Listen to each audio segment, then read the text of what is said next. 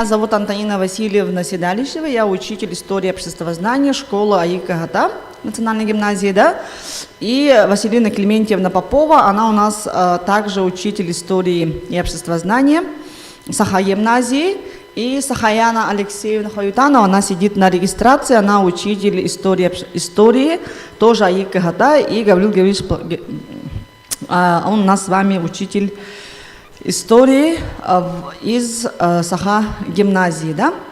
Также должна подъехать учительница с ЕГНГ, да, у нас с вами. Всего было заявлено, ребята, у нас 11 команд. Все пришли, да? Ага. Все 11 команд присутствуют. Если вас посчитать по 5 человек, получается у вас здесь 55 человек, да?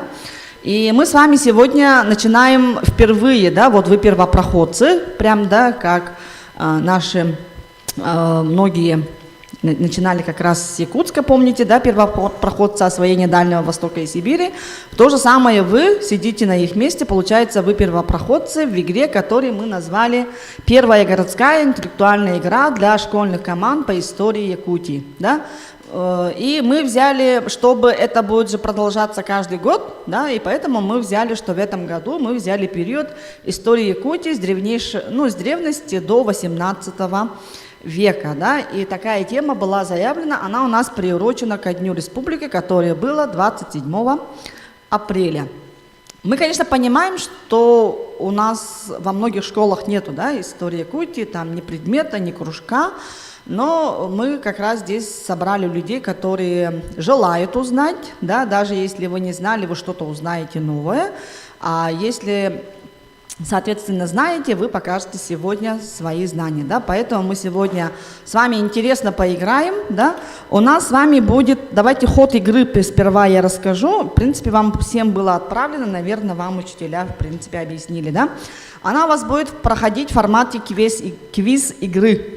Всем вам при регистрации дали листочки, да ведь? Надо будет вам выбрать одного капитана, потому что капитан нам будет приходить и доставлять сюда листочки с ответами, да? На ваших листочках, ребята, да, надо будет написать команду, в скобках школу все-таки, да?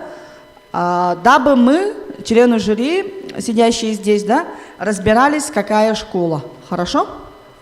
Поэтому, пожалуйста, возьмите свои листочки. Листочки взяли, да, командир. И возьмите, пожалуйста, напишите, пожалуйста, название команды, да, на каждом листочке. В скобках, будьте добры, школу, да, школу. После каждого раздела, коих у нас 7, все знаете, где, коих у нас 7, вы будете, командиры, нам доставлять этот листочек, да? Соответственно, жюри будет смотреть правильные ваши ответы, да? Если вам, ну тут так удобнее сидеть, надеюсь, да, друг с другом, чтобы пообщаться.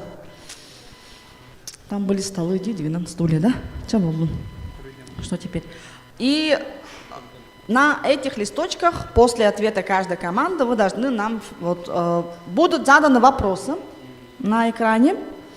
Вам дается, я читаю, плюс проецируется, в это время вы пишете ответ. На каждый вопрос примерно 1 минута. Да? То есть всего на каждом разделе будет 10 вопросов. Первый у нас пойдет раздел, посвященный истории Якутии, общий вопрос, да? Потом пойдет второй раздел «Культура Якутии», третий «Традиции и обычаи», потом 4 «Экономика», 5 «Политика», 6 «История» и 7 «Персоналии». Да? Потом будет вопрос шкатулка, музыкальная шкатулка, да? «Черный ящик» и вопросы ученых-историков, 2 историков. И мы, соответственно, будем потом подводить итоги и награждать, да? 1, 2, 3 место, каждому дадим сертификаты. Хорошо? Так, и будьте добры, у каждой школы есть учителя, у некоторых, да, по-моему, во всех, да? Надо будет забрать у товарищей телефоны, представителей школ. Или если нет учителя, у соседних детей тоже в одном месте скучкуйтесь, отдайте. Просто вам самим, чтобы было интересно. Да, а то это будет нечестно. Мы с вами как честность, как основа. Если все равно здесь все видно, да? Наверное, вам учителя говорят, у учителя издалека все видно, да?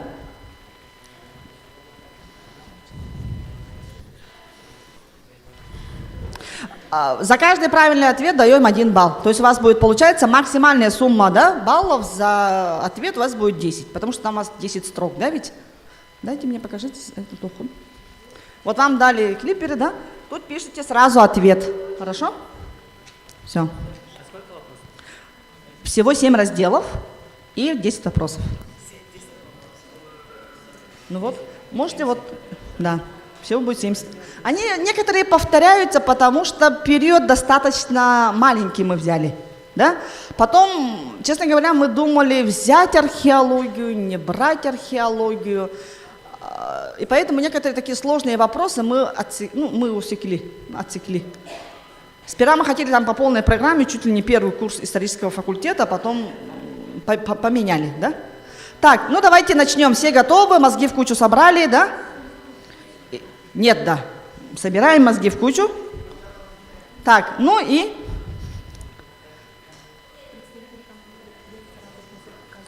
Да. Еще раз напоминаю, товарищи, после каждого раздела, когда я скажу вопросы сюда, да, вы должны будете принести ответы. У нас перед членами жюри должны лежать 3, то есть 10, 11 получается, да? 11 бланков, которые должны они успеть проверить, да? Время от времени, по возможности, мы будем проецировать, да? Мы будем проецировать на экран. Хорошо? Так, ну, первый раздел. Так, все мозги в кучу собрали, да? Первый раздел у нас называется «Вопросы по истории Якутии», да? Давайте, да? Первый вопрос. Кто первым донес русским казакам известие о Якольской землице? Время пошло.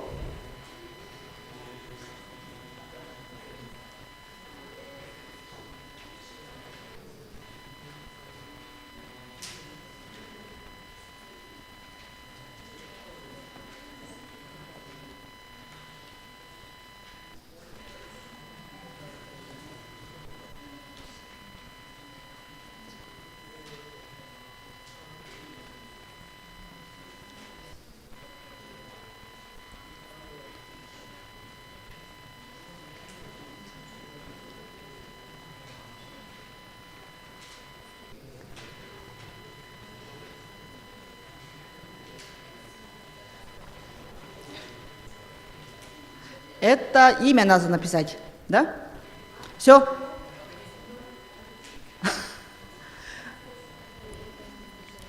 Ага, ты, ага. Будет звучать, да? Просто на чуть позже, да? Теперь.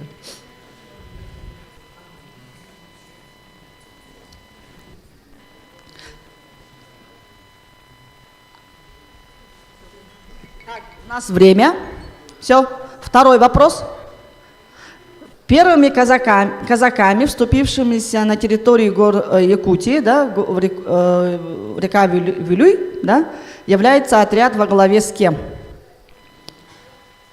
Тут немножко некорректно написали. Первые казаки во главе отряд возглавлял кто? Река Вилюй и река Лена. Имя человека надо. Отряд кто возглавлял?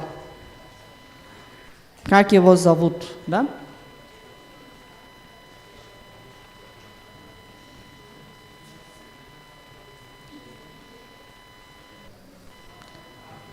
Первыми казаками, вступившими на территории Якутии, река Вилюй, река Лена, является отряд во главе с кем?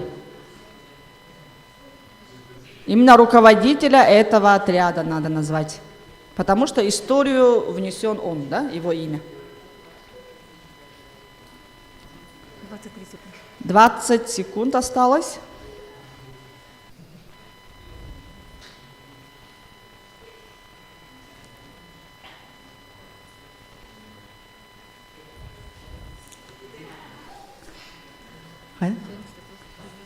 Ага.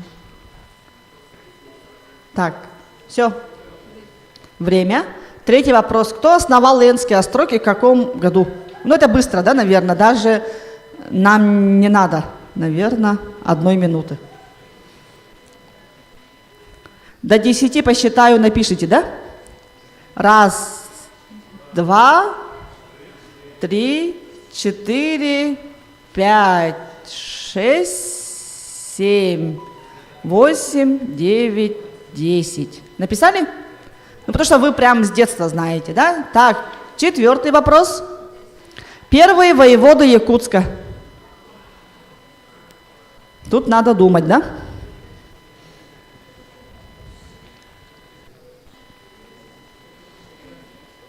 Первые воеводы Якутска.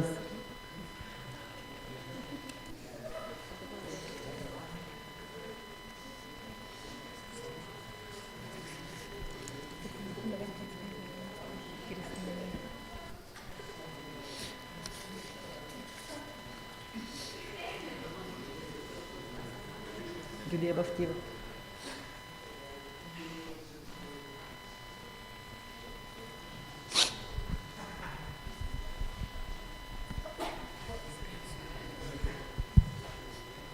Первые воеводы Якутска.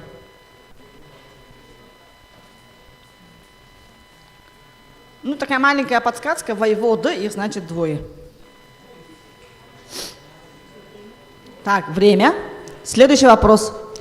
Мымак и Легой известные князья какого улуса? Это 2 разных улуса.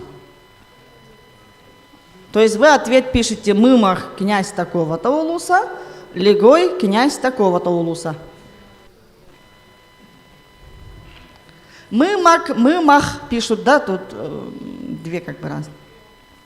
Легой, Легой, да?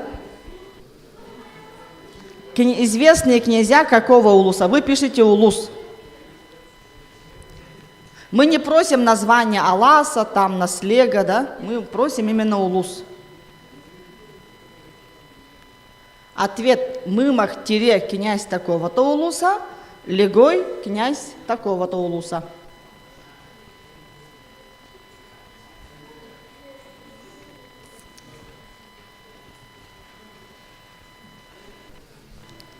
Два разных улуса.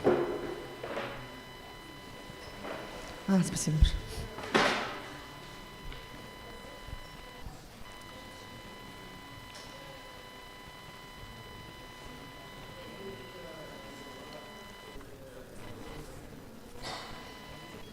Время. Так, следующий вопрос, 6-й. Первая поездка якутских представителей к царю в Москву состоялась в каком году и их имена? Ну, это сложный немножко вопрос, но он известный тоже. Прям есть картина известная.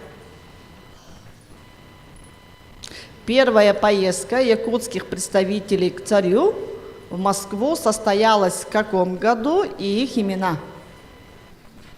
То есть имена тех людей, которые туда поехали, да? Ну, имен должно быть 3, да?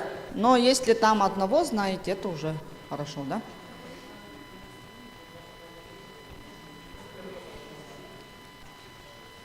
Впервые прям якутяне поехали туда, да? Их было 3. И их имена. В каком году и их имена?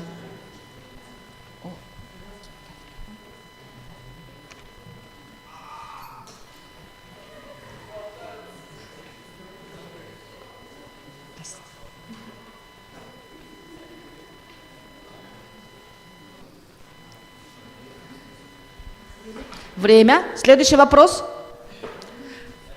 Депутация Сафрона Саранова состоялась в каком году и к какому императору он ездил? Сафрон Саранов ездил к какому императору в каком году?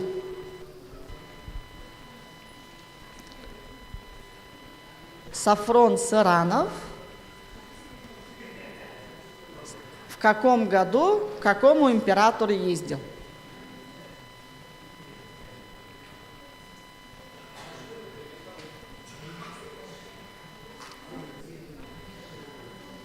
В каком году и к какому императору он ездил?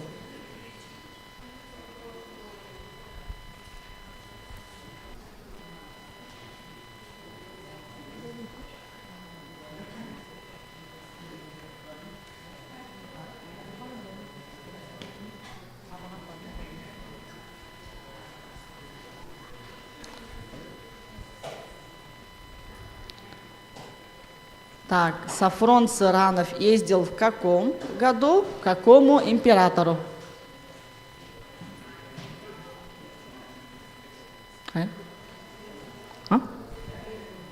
Время, да? Так, время, да?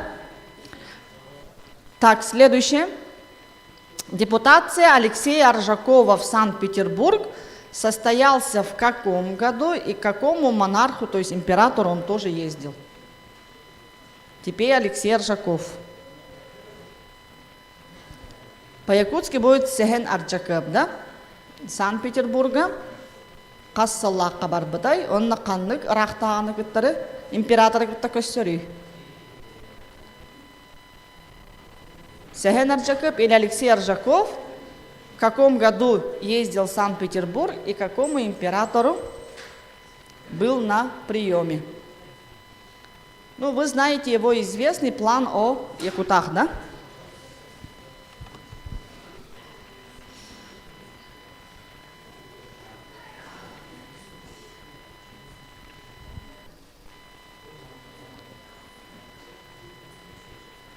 В каком году Алексей Аржаков ездил в Санкт-Петербург и на приеме какого императора он был, да? Время. Так, ну и предпоследний вопрос, тут как тест, да? Камчатские экспедиции 18 века возглавил кто? Миллер, букву просто пишите. А. Миллер, Б. Беринг или В. Линденау. Пишите просто букву ответа.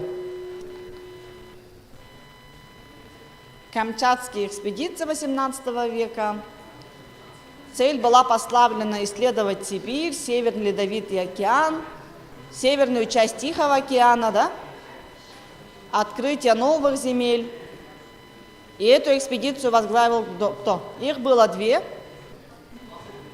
Миллер возглавил, Беринг возглавил или Линденау.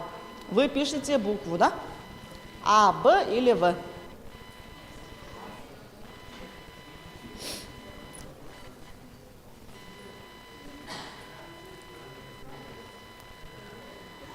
Так, и после 10-го вопроса, соответственно, командиры команд, вы должны будете нам доставить сюда ваши листочки с ответами. Так, все, да? Так, осталось 5 секунд. Угу. Так, время, да? Следующий вопрос, 10-й. Административное устройство Ленского края, да? В указанные годы, 1775 по 1783 год, Якутия входила в состав какой губернии? Она входила в состав какой губернии?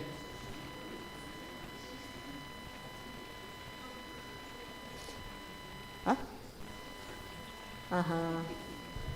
Или Мантон Фанигенов, да?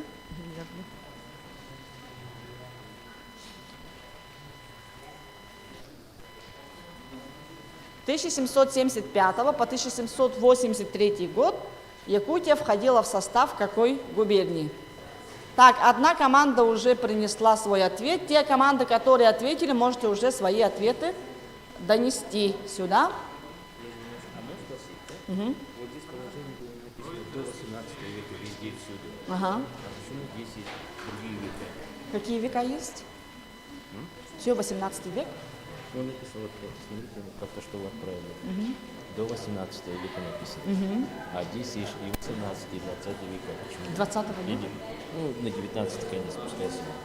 Нет, 19 не было. А Семен Ржаков, который ездил. Он же 18. Все равно. Ну, это 18. А здесь написано вот до 18. А здесь так 50 века.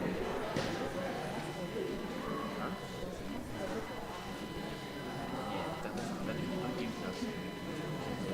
Если до 18, значит 18. Нет, до 18.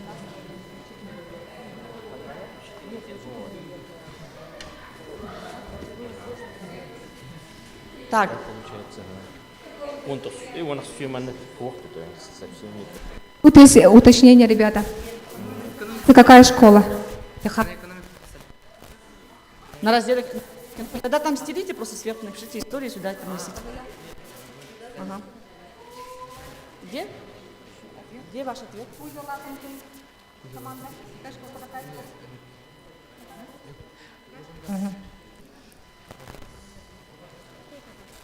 Так.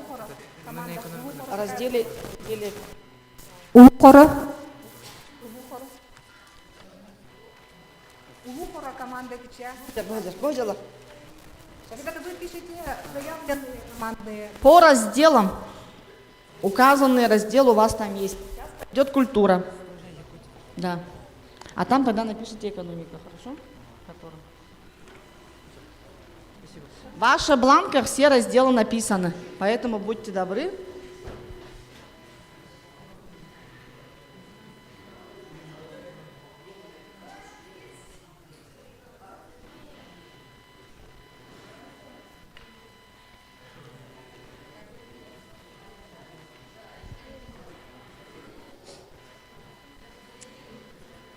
Так, все сдали, да? Все сдали. Давайте тогда. Теперь взяли бланк, где написано «Культура». Культура Якутии.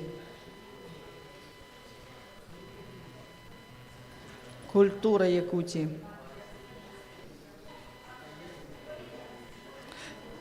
Раздел «Культура» нашли? Так. Теперь будет все посвящено культуре, да, вопросы?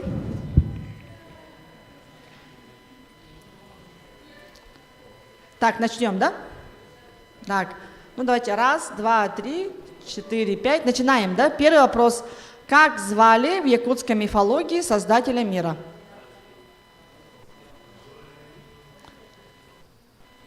Имя пишите, да? Как звали в якутской мифологии создателя мира?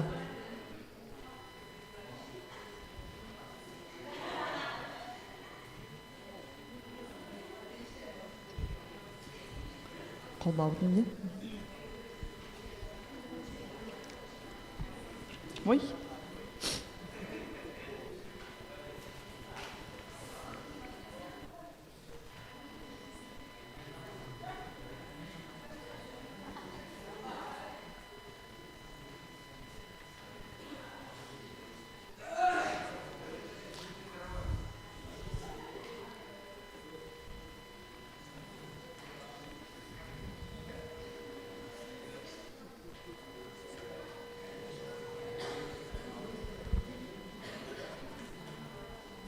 Так, время, да? Второй вопрос. По представлениям якутов, из каких частей состоит душа человека? Душа человека состоит из каких частей? Да, пишите? 3. Начинайте писать. Из каких частей состоит душа человека?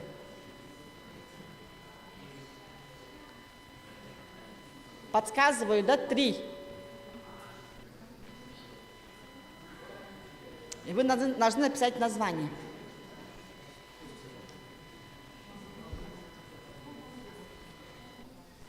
Три.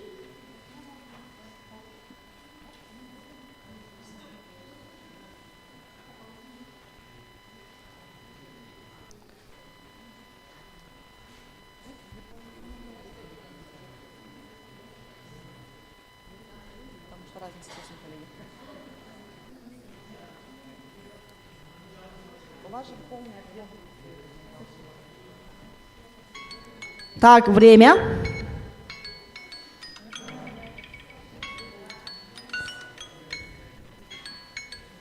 Так, дальше. В традиционной культуре якутов используются обереги-погремушки, чтобы защитить младенца. Да? В форме каких животных делались эти обереги-погремушки? Обереги-погремушки делались в форме каких животных? Да.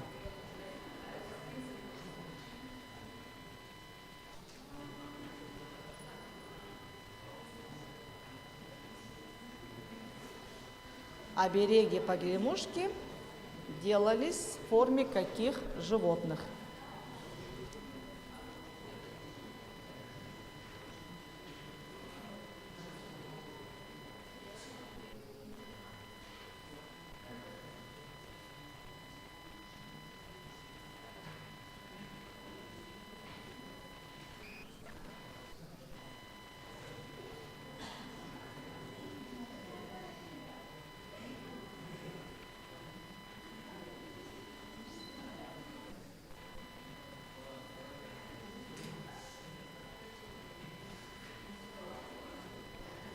Так, ну время, да? Следующее.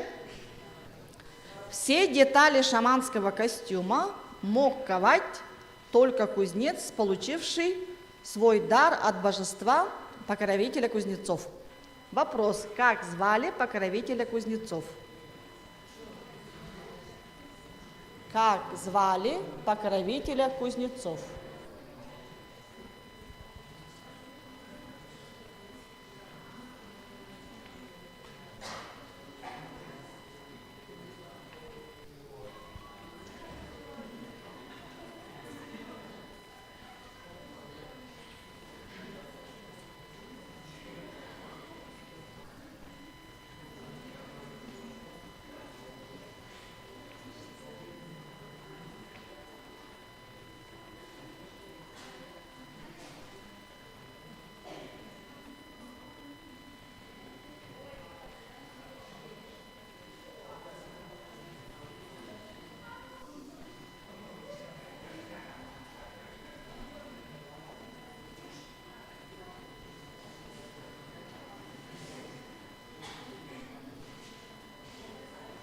Так, написали, да? Следующий вопрос, 5. Какому божеству у якутов посвящен месяц апрель? Сейчас как раз, да? Какому божеству у якутов посвящен месяц апрель? Сейчас как раз идет.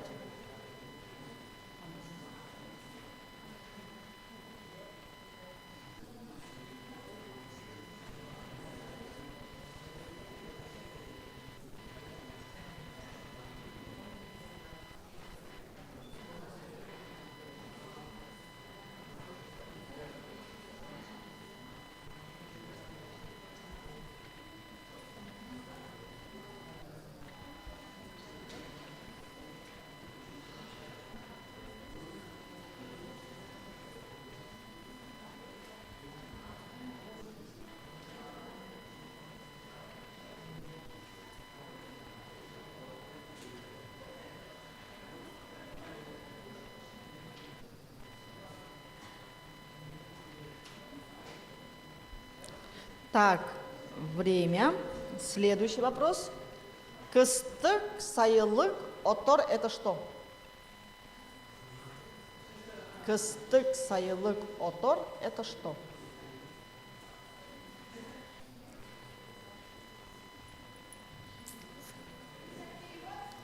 Нет, не перевод. Это что вы пишете?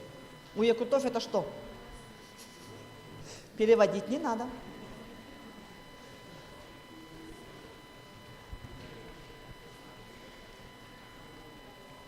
Кыстык, сайылык, отор – это что?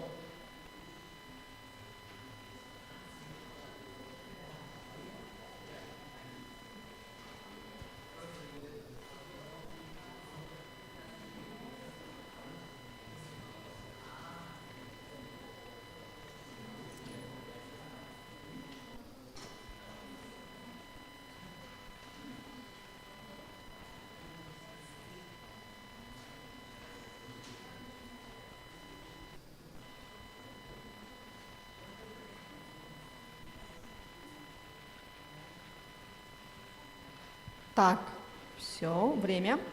Следующее. Наскальные рисунки называются как?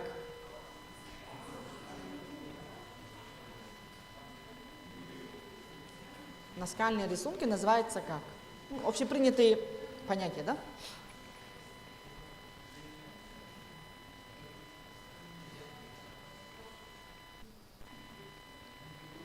Они так называются везде. Что у нас, что на Алтае. Да, научный термин. Общепринятые научные термины, да?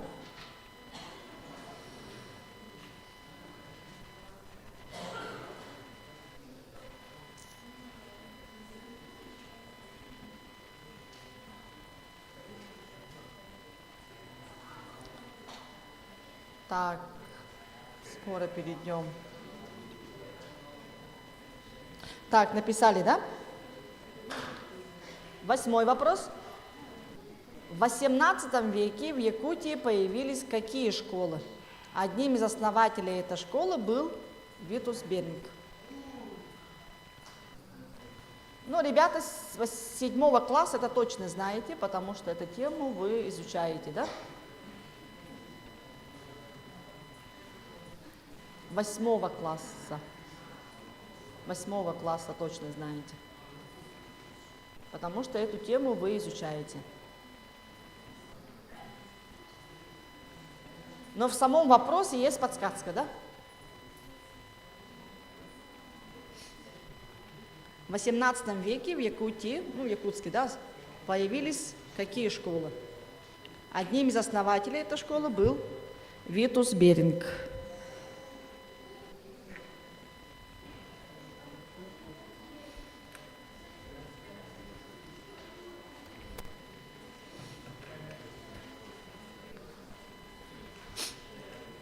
Как называются эти школы? Там был первый набор, 25 детей, соответственно, да?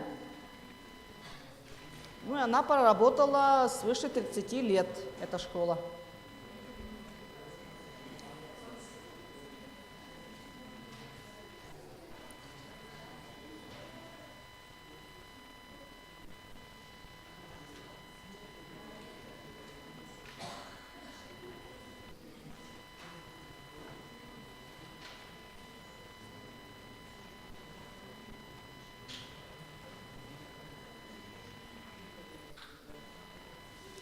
Так, следующий вопрос.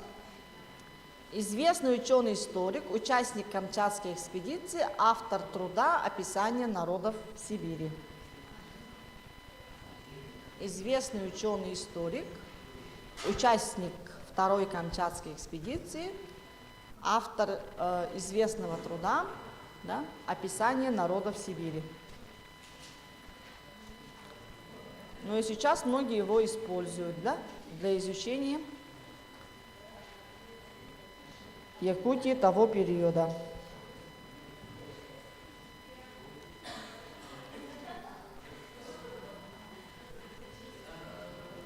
Это наш предпоследний вопрос. Да?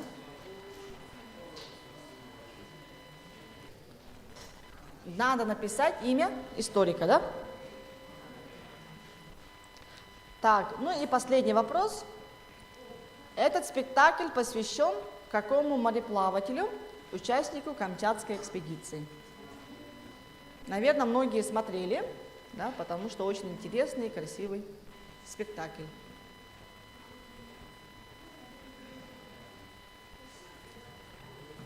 Спектакль посвящен какому мореплавателю, участнику Камчатской экспедиции?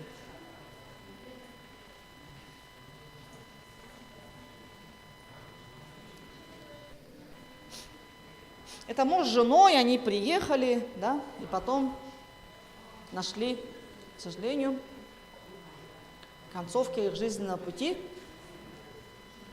в Якутии, да. Кто не смотрел, можете сходить, посмотреть в афише.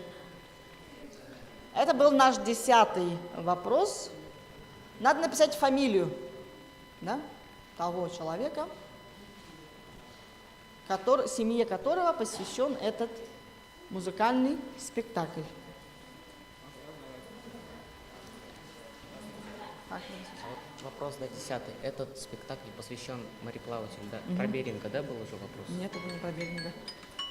Это не Беринг. Это не про Беринга. Не про культуру. А? Спектакль. Спектакль поэтому. Спектакль из-за этого.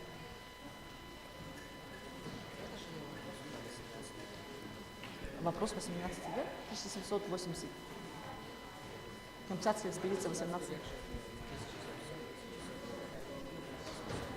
Ну да, это 1700 же. Камчатская экспедиция же в 18 веке произошла же. Это не 19 век.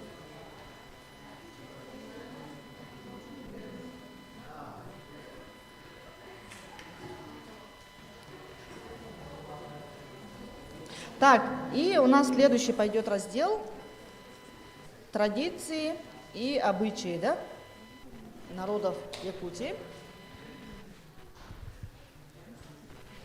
И там, да? И там будет, поедем дальше. Так, третий раздел. Тут легко все про традиции, обычаи. В основном якутов, да, у нас тут получился. Интересные вопросы, что не знаете, можете, кстати, узнать, да? Наверное, некоторые вопросы точно знаете. Так, начнем, да? Что клали в старину у изголовья молодоженов в первую брачную ночь? Вы букву пишете А, Б или С, да? Печень и сердце, чоранску мысом или березовые ветки. Что клали в старину у изголовья молодоженов в первую брачную ночь? Печень и сердце, чоранску мысом, березовые ветки. Вы пишете просто А, Б, С. Ответ ваш должен звучать. Ну, если полный ответ, тоже можете. Что, как вы думаете, клали наши предки у изголовья молодоженов? Печень и сердце, чорамску мысом, березовые ветки. Так, время у нас с вами закончилось. Второй вопрос. Второй вопрос. Так, почему у якутов не принято, да, строить дом на дороге или на тропе, даже если она давным-давно заросла, да? Боялись злых духов, боялись бандитов или чтобы избежать нежелательных гостей. Почему у якутов не принято строить на дороге, дом на дороге, на тропе, даже если она заросла? Былырга артык солугар тупаттар, да? А боялись злых духов, боялись бандитов или чтобы избежать нежелательных гостей.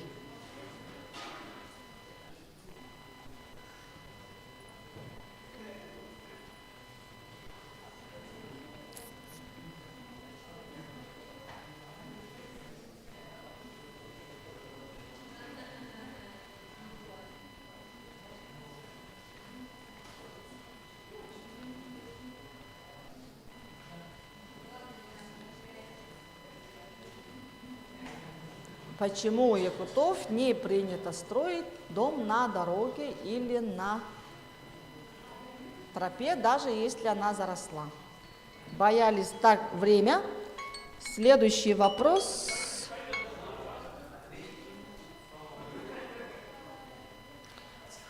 Что символизирует собой веревочки на костюме шамана? Что символизирует собой веревочки на костюме шамана? Вот шаман, да? И у него на костюме есть такие веревочки, завязанные узелком. Что они символизируют собой? Ну, у многих есть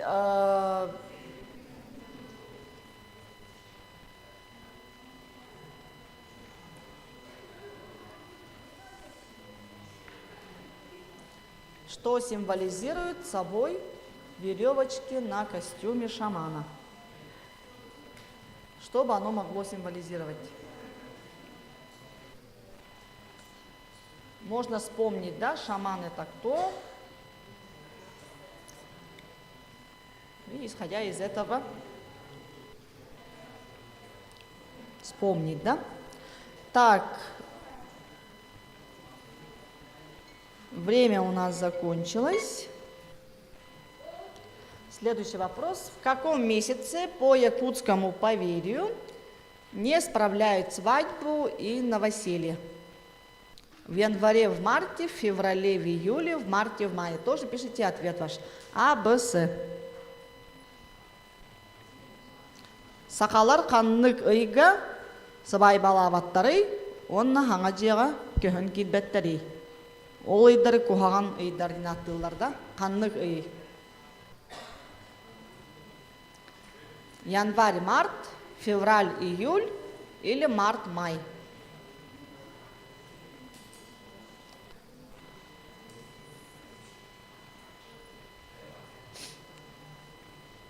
Қаннық ыйга сақалар сыбай балаваттары, онна саңа жеға көхін кетбеттері.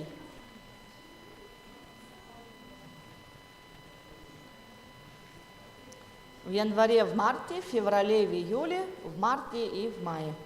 Вы пишете просто А, Б или С. Можете или месяц написать, да?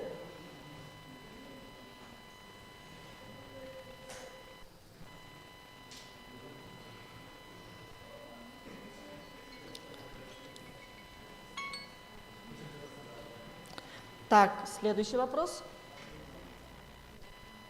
Какую траву используют якуты для лечения радикулита? Радикулит – это болезнь, когда кости ломит, спина, кости ломит, спина, вот, суставы, когда болят. Ну, если проще объяснить, без диагноза, да? Подснежник, одуванчик или иван-чай. Специально собирают, да, и используют для лечения. Может, бабушек вспомнить, там, да, там, дедушку вспомнить. Там. Многие старые люди так обычно лечатся. До сих пор так делают, кстати. Это народные средства, да? Какую траву используют якуты для лечения радикулита? Подснежник, одуванчик или иван-чай? Пишите ответ А, Б, С. Да? Так, написали, да?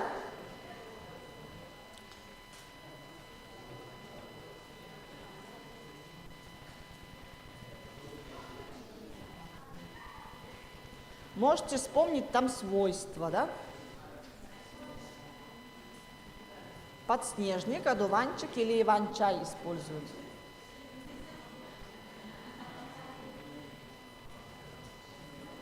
Так, время закончилось у нас с вами, да? Следующий вопрос. Назовите имя красавицы из Олонхон Юргун Бату стремительно. Ну, это точно знаете, прям за... Пока я считаю до 10, даже можете, наверное, написать, да? Потому что Олонхон Юргун Бату стремительный, да, и вот красавицу как зовут? Раз, два, три, 4, 5, 6, 7, 8, 9, 10. Наверное, написали, да? Ну, подождем официально там 1 минуту. Осталось 20, да, секунд. Назовите имя красавицы из Олонхон Юргун Бату стремительный.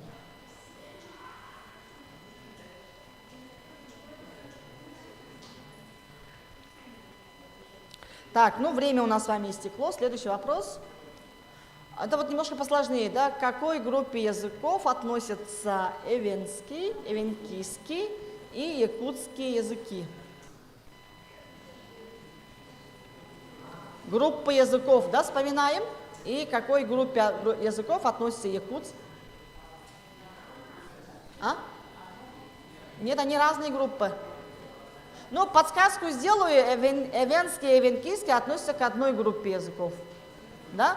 А якутский другая языковая группа. Тут две языковые группы, да, хотя три разных народа, да, указано у нас с вами.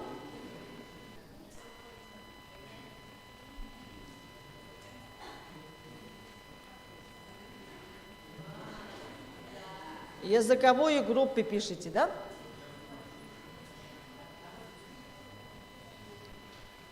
Эвенский, эвенкийский и якутский языки.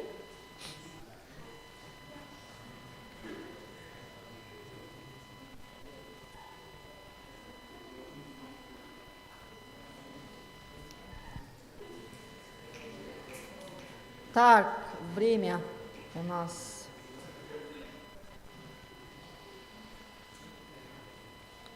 осталось. Мгм. Так, еще нажми. Там, еще нажмите. Там должно быть рисунок. Якутское национальное блюдо из битых сливков. Ну, тут тоже вы сразу ответите, буквально за 10. Пока посчитаю до 10, наверное, ответите, да? 1, 2, 3, 4, 5, 6, 7, 8, 9, 10. Из него даже делают мороженое, да? Вот продают. Наверное, очень многие любят, я сама очень люблю. Так, ну давайте следующий вопрос. Это тоже легкотня. Тоже до 10 пока считаю, наверное, напишите, да? 1, 2, якутская национальная борьба. 1, 2, 3, 4, 5, 6, 7. Ну, правило, кто первым коснется земли, да? Поэтому это легкий вопрос. Все написали, наверное, да, балл себе взяли. Так, давайте следующий вопрос. Так, вот это уже, что предвещает у нас с вами для якутов, если вокруг Луны появляются у нас с вами такие области. К морозам, потеплению или к ветрам. Сахалы и делямит диллер, да? Наверное, ваши, может быть, дедушки, бабушки так. Саңараллар бите болу. Үй желемит ол ата хассын қайда қарай күн болар диллер. Да, сахалар. Или что предвещает для якутов, когда зимой вокруг Луны появляются два таких тусклых кольца, и как будто и вправду в домике, да, Луна. К морозам, к потеплению или к ветрам.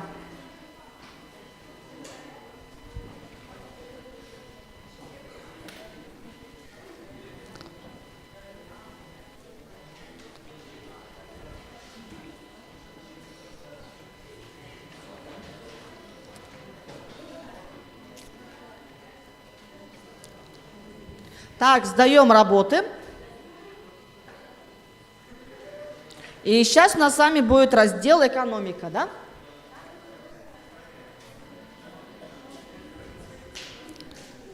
У нас 7 разделов. Мы дошли до 4 раздела «Экономика, хозяйство и занятия якутов». Достаточно тоже легкие вопросы, да? Так, собрались, да? Давайте начнемте. Первый вопрос.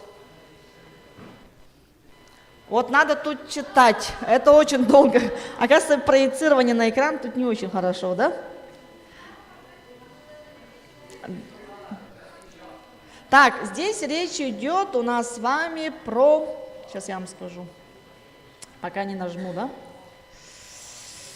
Так, извиняемся, оказывается, он не очень хорошо. Мы думали, он будет нормально смотреться. Оказывается, не очень хорошо. У нас издалека его видно.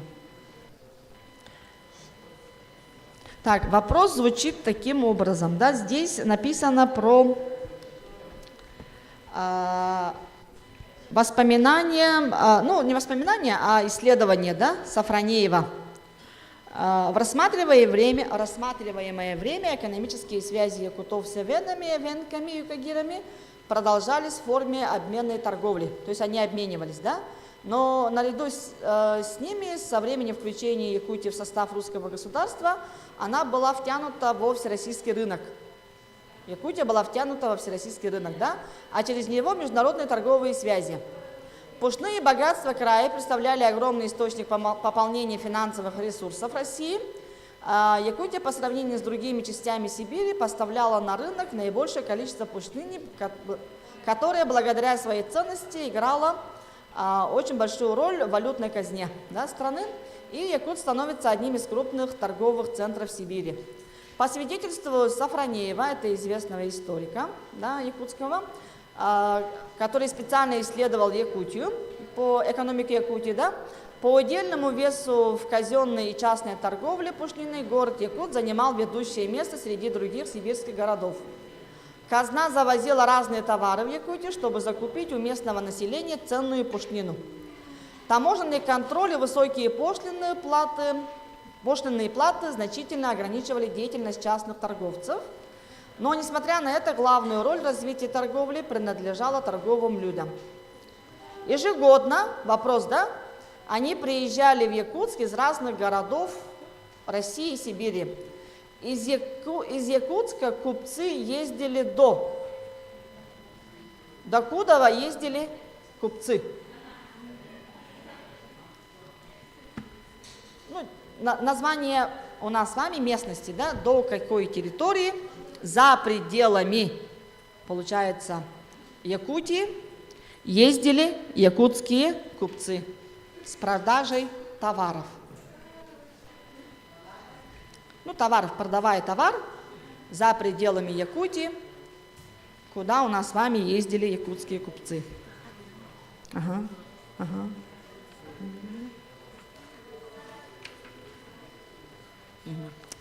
Подсказку скажу, имея в виду восток, да? Дальше на восток куда?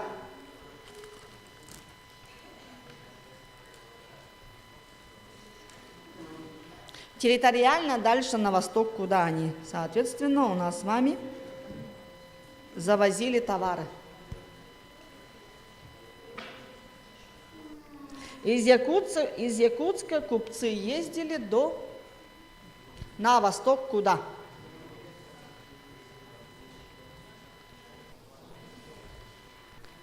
Внутри пределов России, имеется в виду, ребята, да? Не за пределы России. То есть дальше на восток, куда могли доезжать якутские купцы, продавая свои товары. Продавая свои товары, да? Дальше на восток, куда могли ехать. Так, 10 секунд.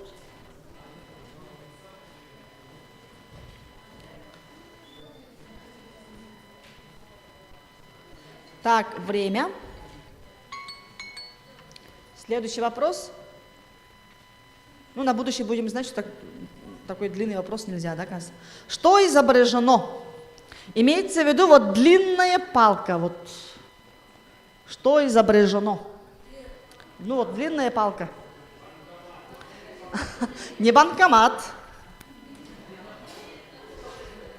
Вот экран, да, вот свет мешает. Вот она. Вот она.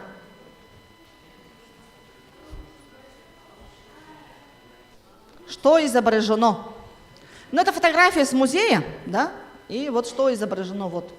Вот она у вас стоит, что изображено.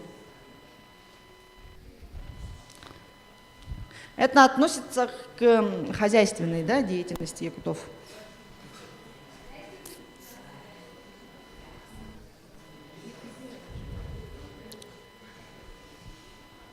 Они его используют.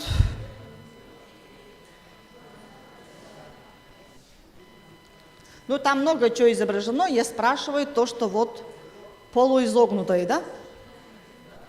Что изображено?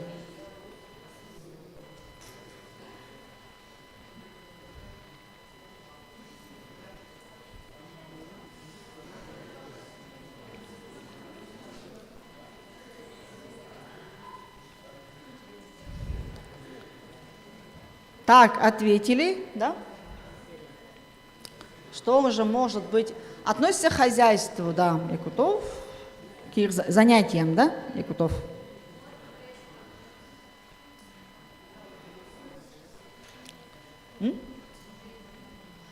Так, следующий.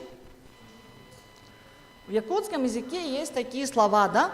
Сиксии, тара, юре, бурдук, чарпа, хоруту. С каким занятием связаны эти слова? С каким занятием якутов связаны эти слова?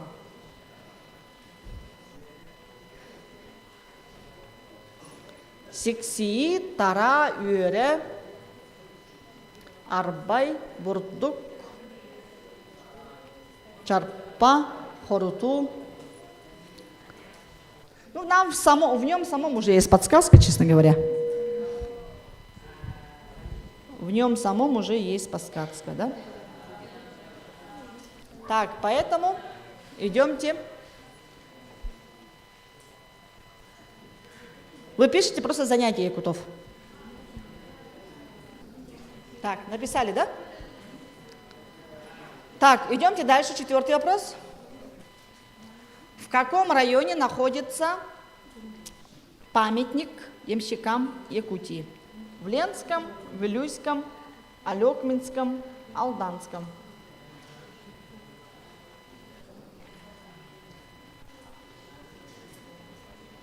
Где бы мог находиться памятник, да? Первым ямщикам Якутии? В Ленском, Вилюйском районе, Алекминском районе, Алданском районе.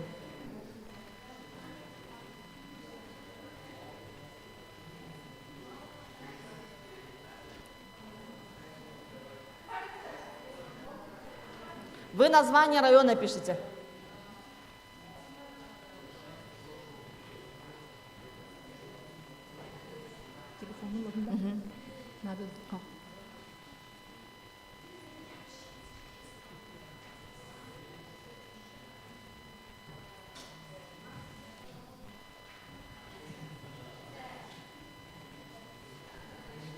Так, время. 5-й вопрос. Для чего используются названные предметы? Тоже подсказка в нем самом есть. Буквально за 10 минут ответите, да? Куюр, терей, ту, илим, кылкамыях, сер. Для чего используются названные предметы? Для одного занятия, да, якутов? Какого? Куюр, терей, ту, илим, кылкамыях, сер.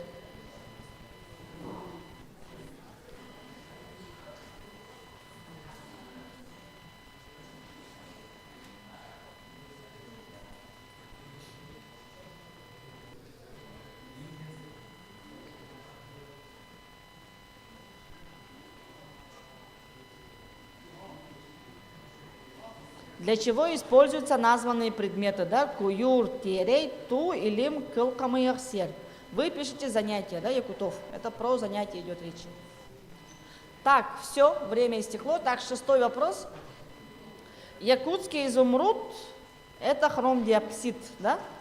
В районе какой реки его добывают? Река Инагле, река Вилю, река Алдан. Якутский изумруд, хромдиапсид такой зеленого цвета, да?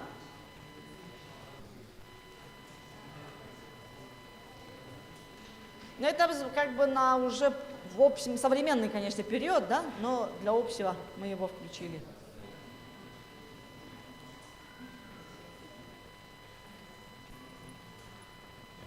Ну, как вы понимаете, не совсем 18 век, да, конечно.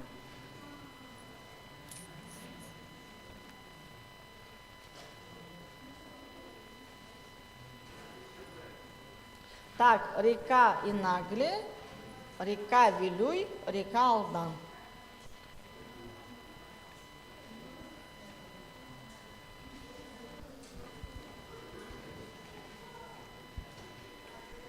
Так.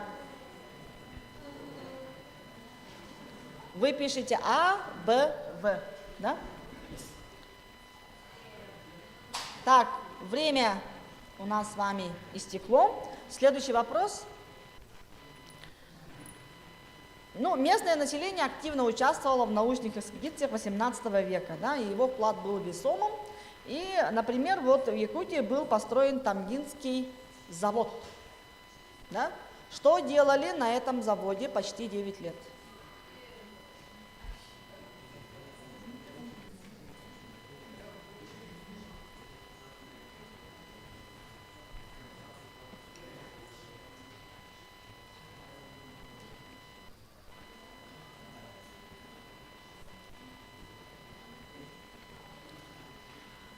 Участие местного населения, да, в экспедициях 18 века было весомым.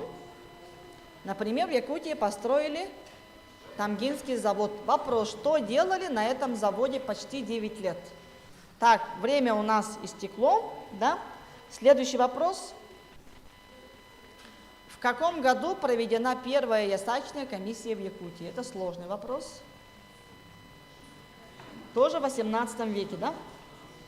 В каком году проведена первая ясачная комиссия в Якутии? В 18 веке. Вас спрашивают год.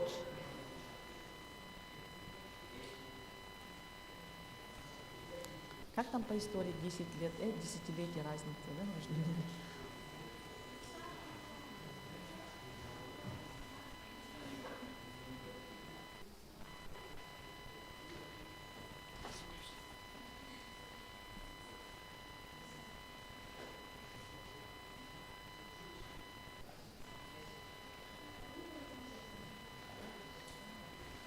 В каком году проведена первая ясачная комиссия в Якутии? Это в 18 веке было. Надо написать год, да? 1700 какой-то год. Так, время. Следующий вопрос, предпоследний. В каком году была учреждена якутская ярмарка? Тоже в 18 веке. 1700 в каком году? В каком году была учреждена якутская ярмарка? Ну, история это не только, там, да, это главное в истории, это года, конечно, да?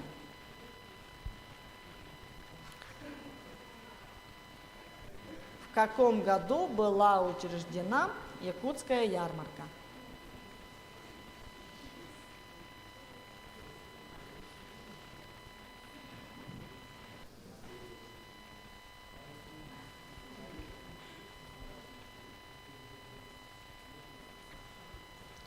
Так, время. Ну и последний вопрос, самый легкий, мне кажется, да, тоже. Там тоже нажмите. Наряду с пушниной ценным товаром для купцов являлось вот это, да. И почти вся торговля в крае этого периода находилась в руках приезжих купцов. Они наряду с промышленными товарами в значительном количестве привозили хлеб и, соответственно, там рисунок покажите. Главным является вот продолжить предложение. Ценным товаром для купцов являлось что? Ну, до сих пор это ценный товар, кстати, да?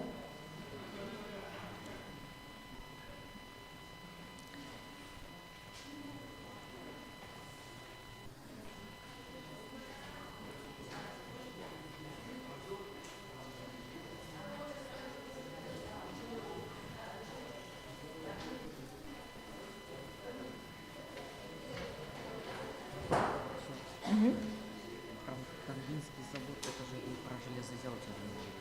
Да, он только это сделал.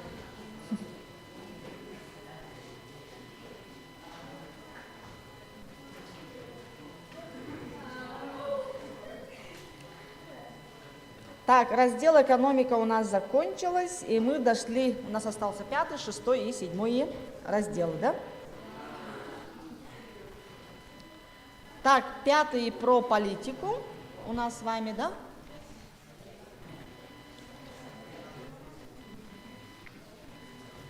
Включительно, до 18 века включительно, да? Сразу хочу сказать.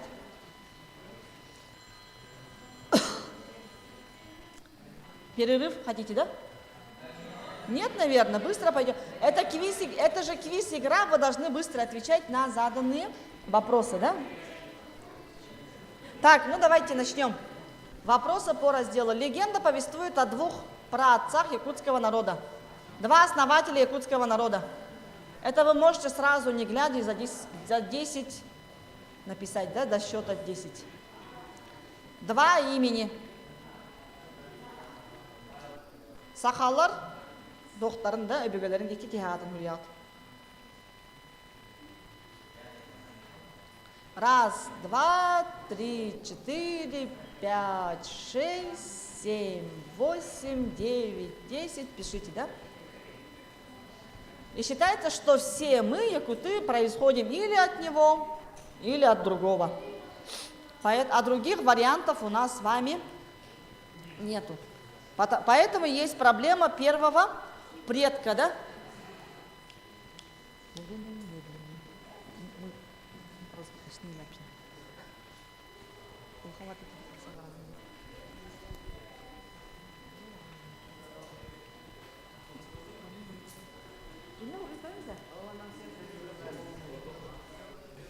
Я не подсказываю, я просто говорю, чтобы он был тренером. А?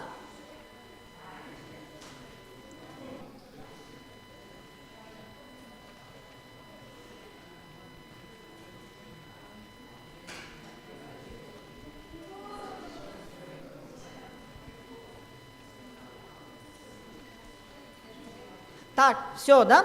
Написали. Следующий вопрос.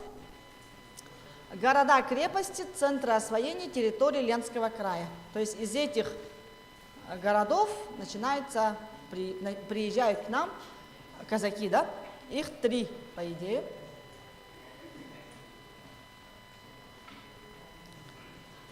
Эти города находятся в Сибири. И оттуда выезжали отряды русских казаков для того, чтобы освоить территории Ленского края, да? Поэтому были, ну, подскажу, 3, да? 3. Поэтому были казаки оттуда, казаки оттуда, казаки оттуда. Иногда даже между ними случались непонимания, да? То есть борьба. Потому что 3 разных города, из которого они приезжали. Эти города находятся не здесь, да, они находятся в центре Сибири. То есть они не в центре, имеется в виду в Сибири. Название надо написать, да, этих городов, центров освоения территории Ленского края.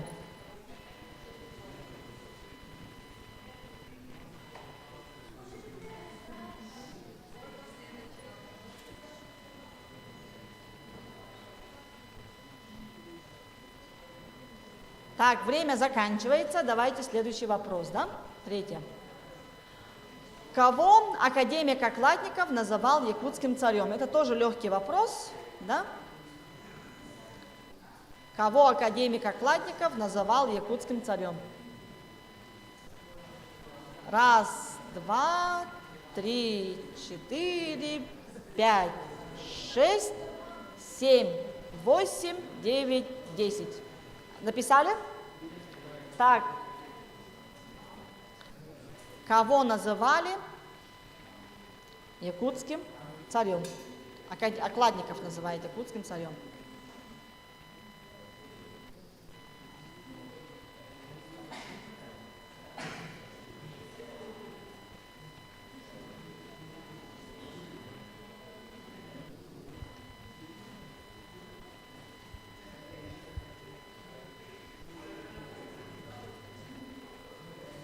Так, время. Следующий вопрос, 4. Натуральный налог, взимаемый с местного населения. Это тоже вы на счет до 10 можете написать, да? 1, 2, 3, 4, 5, 6, 7, 8, 9, 10. Натуральный налог, взимаемый с местного населения. Так, написали, да? Так, идемте дальше. 5 вопрос. Главный источник дохода казны сибирского приказа мягкая рухлядь. Да? Что это? Это тоже легкий вопрос. Мягкой рухлядью что называли? Да? Тоже на счет до 10 вы можете написать, да?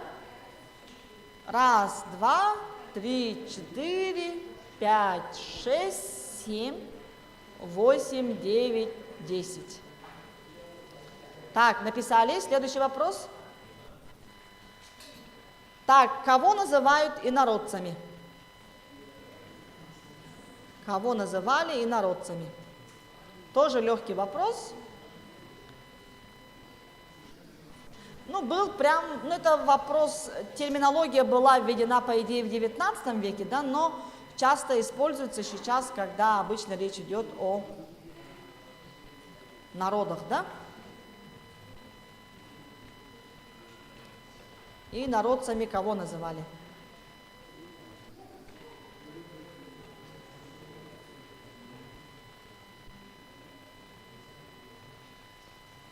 Термин был впервые введен, по идее, в 19 веке Михаилом Михайловичем Спиранским, да? Но мы его, в принципе, так и называем сейчас. Так, следующий вопрос.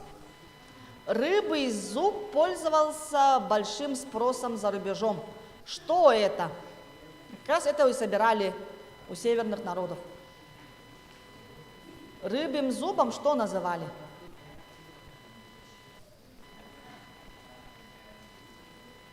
Рыбий зуб пользовался большим спросом за рубежом. Что это?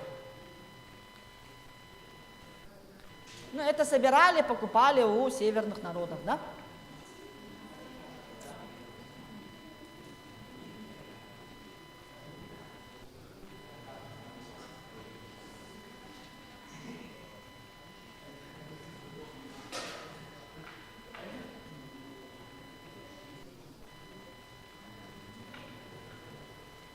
Так, время истекло. Так, 8-й вопрос.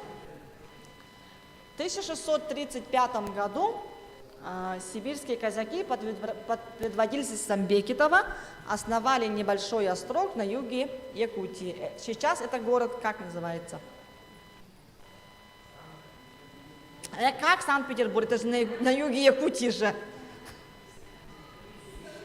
Как называется у нас с вами город, который был основан также, да, Бекетовым в 1635 году, в 17 веке, да?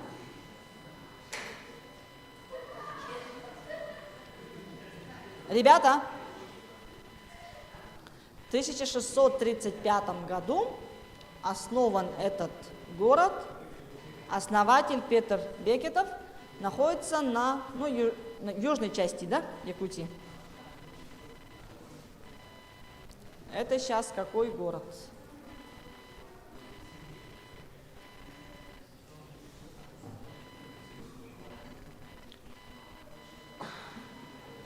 Это до сих пор город.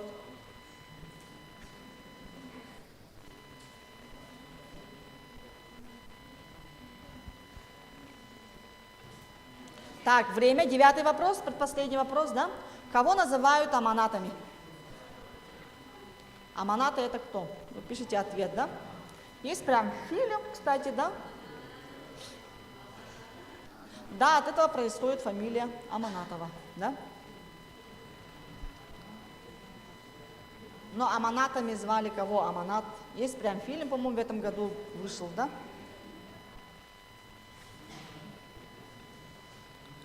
В 17 веке используется термин.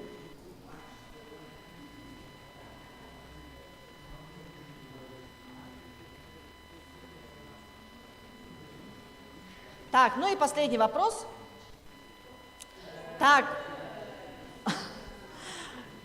кангаласский князец у нас, да, Илья Шадрин, он искал, несколько раз ездил на прием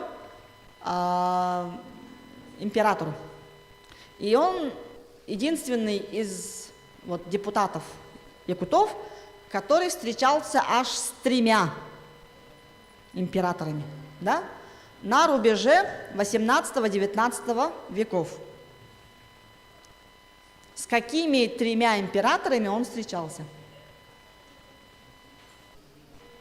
Даже мы сейчас не можем сказать, что мы встречались там Айсеном, да, Николаевым.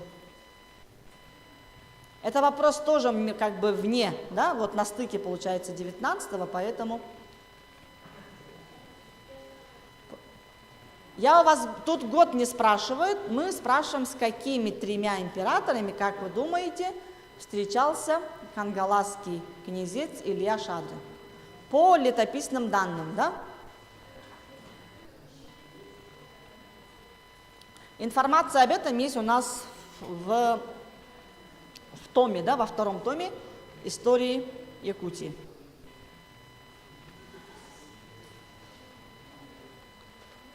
Он встречался 3 депутатами, 3 императорами на стыке веков, да, 18 и 19.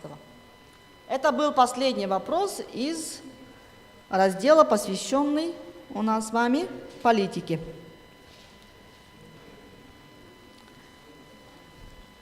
Так.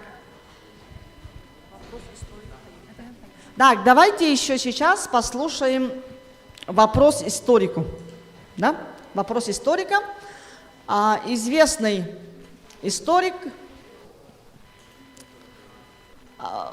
Вопросы детям, которые есть. Остался 2 раздела. И сейчас вопрос историку вопрос зададим. Интересный вопрос. Приготовил для вас кандидат исторических наук. Пока паузу поставь, тебе, пожалуйста. Кандидат исторических наук Күнней Айдаровна Пестерова.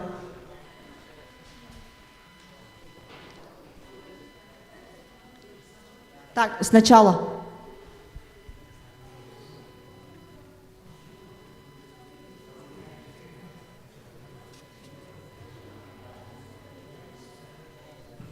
Дорогие ребята, я нахожусь у витрины с предметом каменного века. Перед вами костяные предметы в виде трубочек, сделанные из костей крупных птиц.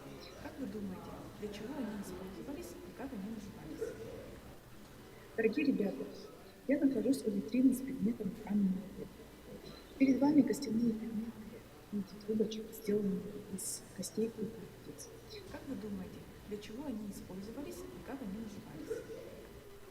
Дорогие ребята, я нахожусь у витрины с предметом каменного века.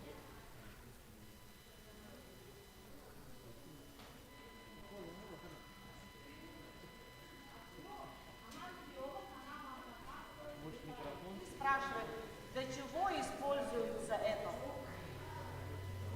Для чего это используется? Так, еще раз покажите, пожалуйста. Не слышно, там что-то включите, проколдуйте, пожалуйста.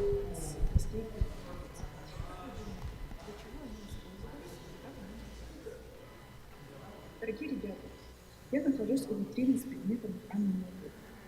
Перед вами костяные предметы в виде трубочек, сделанные из костей крупных птиц. Как вы думаете, для чего они использовались и как они назывались? Дорогие ребята, я нахожусь у витрины с предметом каменного века. Перед вами костяные предметы в виде трубочек, сделанные из костей крупных птиц. Как вы думаете, для чего они использовались и как они назывались? Дорогие ребята, У вас спрашивают, что это? То, что она показывает. То, что она показывает. Вот это что?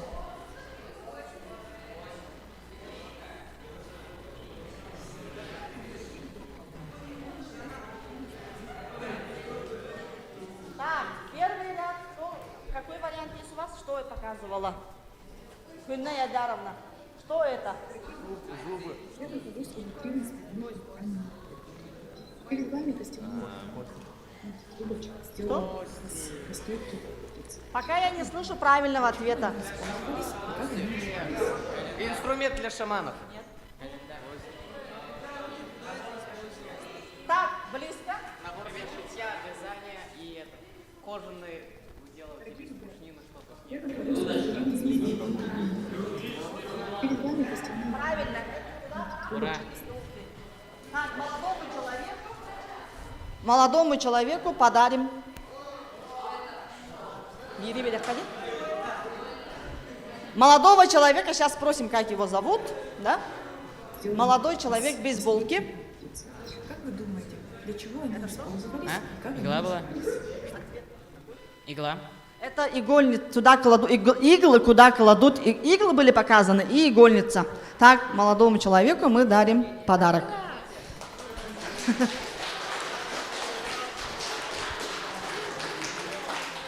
Так, следующий, так, и шестой, да, предпоследний наш с вами раздел. История города Якутска. Города, в котором вы все родились, живете.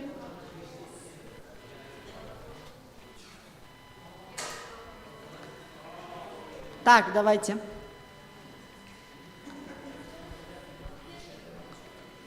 Начинаем, ага.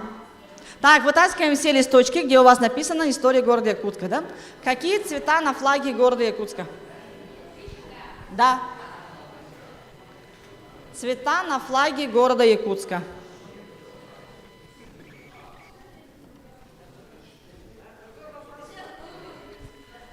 Покажите вопрос, экран. Сейчас проецируется. Какие цвета на флаге города Якутска?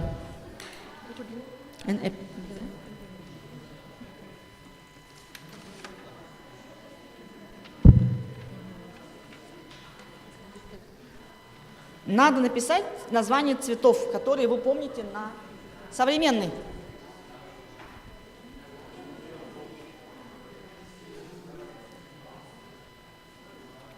Так. Вспоминаем флаг города Якутска, да, и здание мэрии, там она реет, да, и, соответственно, какие там цвета у нас с вами есть. Так.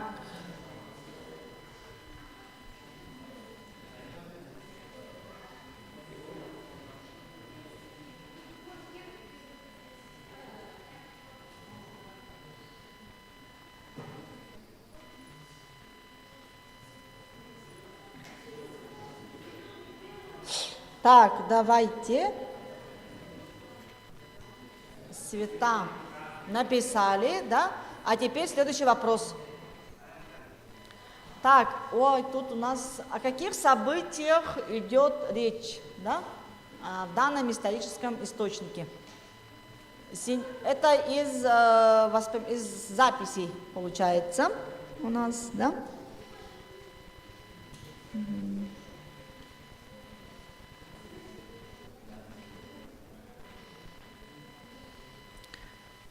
В сентябре в 25-й день по государеву указу поставил я служилыми людьми на реке Лени острог для государева величества в дальнейшей Украине и для ясачного сбора для приезда якутских людей, а прежде того на Лени реке и в якутской земле государева острога не бывало нигде. А поставил государев острог, новый острожек я против якутского князца Мумакова улуса, между иными многими улусами среди всей земли. Да? О каком событии идет речь в данном историческом источнике?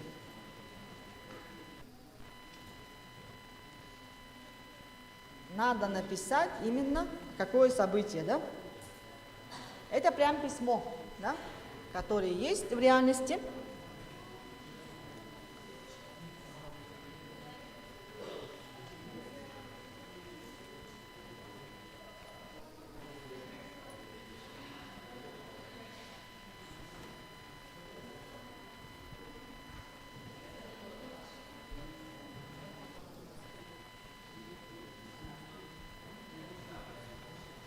Так, следующий вопрос, третий.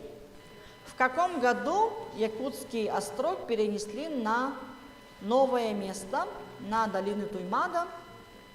где постепенно вырос современный город Якутск. То есть он был на том берегу сперва, да, построен, потом, соответственно, перенесен. Ну, до сих пор спорный достаточно вопрос, но перенесен в каком году? В каком году Якутский острог перенесен на новое место, на долину вот Туймаду, где мы с вами живем, где постепенно вырос современный город Якутск, да? Надо написать год.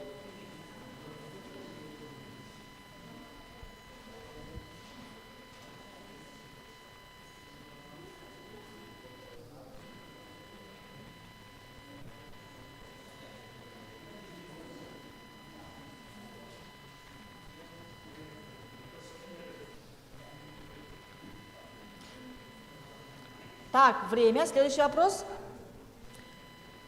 Известно, что наш город из-за затапливаемости, да, местности весенними разливами несколько раз менял свое местоположение. Да? И вопрос, все-таки сколько раз менял свое место Ленский острог? 1, 2, 3, 4, 5, 6, там сколько раз менял? Ну, до сих пор у нас проблема, да? Водоотведение с того 17 века, да, оказывается. Вы пишете сколько раз? 1, 2, 3, 4, 5, 6, 7.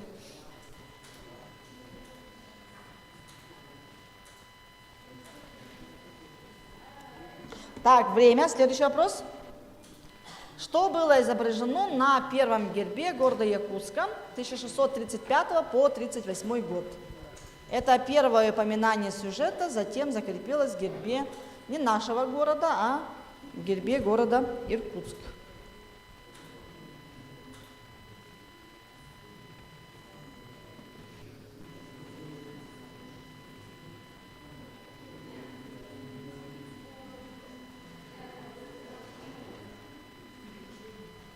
Что было изображено на первом гербе города Якутска с 1635 по 1938 год? Надо написать, что было изображено.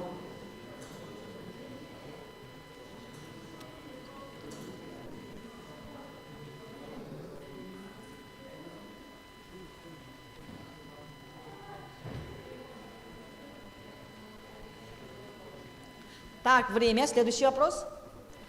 В 1790 году у города Якутска появился герб. Да? Что было теперь изображено на этом гербе?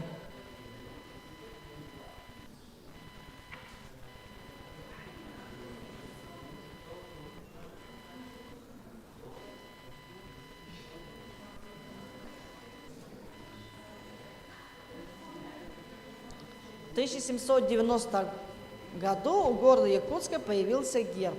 Да? Следующий герб. Что было там изображено?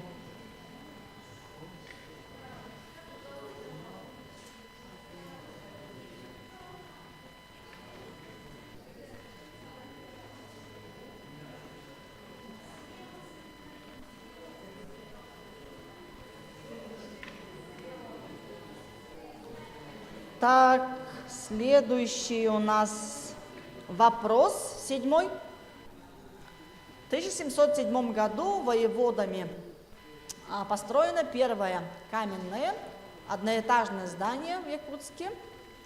Что за здание было построено? В самом ответе подсказка, да? Я всегда так говорю.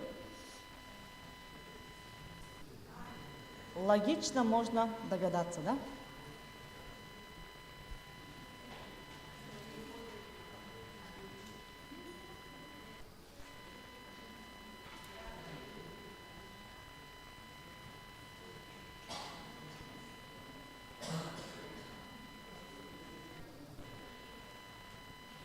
В 1707 году воеводами Шишкиным, да, построено первое каменное одноэтажное здание в Якутске. Назовите, что это за здание было построено. Так, следующий вопрос, 8, да? Якутск является форпостом, как мы с вами поняли, да, многих географических экспедиций у нас, да? И в 1733 по 43, да, какая экспедиция была? Название экспедиции надо сказать. Несколько раз мы, кстати, его упоминали, да, на предыдущих вопросах. 1733 по 1743 года. Какая экспедиция у нас была? Исследовали Сибирь, Америку, Тихий океан.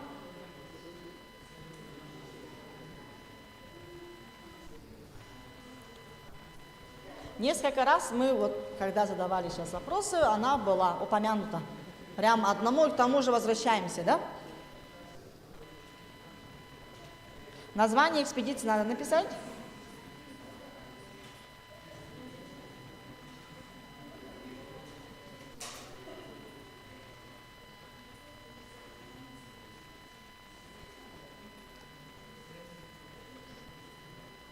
Так, ну и предпоследний, 9 вопрос. Памятник древнего зодчества, единственный, который сохранялся у нас, да? Но, к сожалению, он сгорел в 2002 году, да? Но потом его отреставрировали. Подсказываю, сперва находился на территории музея Ярославского, и там по недосмотру он сгорел. Вот там стояло реальное, да, памятник деревянного зодчества. Потом его восстановили, но уже в другом месте, в центре. Что за здание, да? Да. Что за сооружение у нас? Памятник древнего зодчества. Сперва стоял, еще раз говорю, на территории музея Ярославского, но, к сожалению, там он сгорел, и восстановили его в 2002 году. После 2002 года его восстановили в центре города, да? Что за сооружение стоит? Часто там вы гуляете, скорее всего. Так, следующий вопрос, 10, да? В какой день отмечается День города Якутска? В какой день отмечается День города Якутска? Так, и мы на этим вопросом заканчиваем 6 блок. И последний, 7, да? Так, тоже все даем ответы. Листочки с ответами даем. Так, и вопрос второго историка. Сейчас послушаем.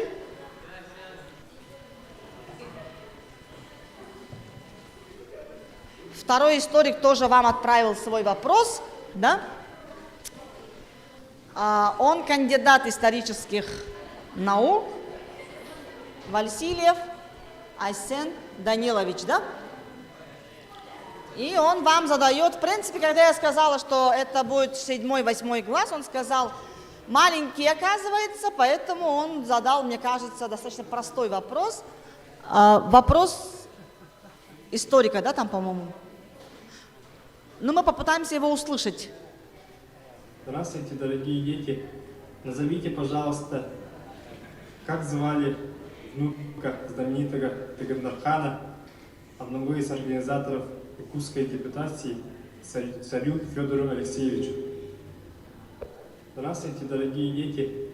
Назовите, пожалуйста, как звали внука знаменитого Таганрохана, одного из организаторов якутской депутации, царю Федору Алексеевичу.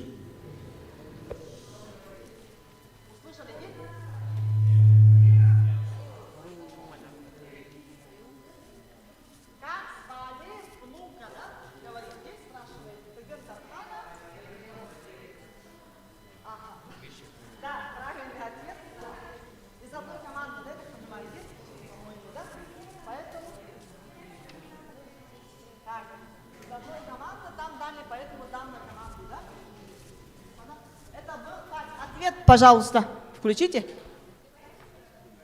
внука знаменитого Таганрохана, одного из организаторов якутской депутации царю Федор Алексеевич, звали Мазары Базеков. Это был правильный ответ, да? Так, молодцы, молодые люди издалека. Прокричали и были услышаны, да?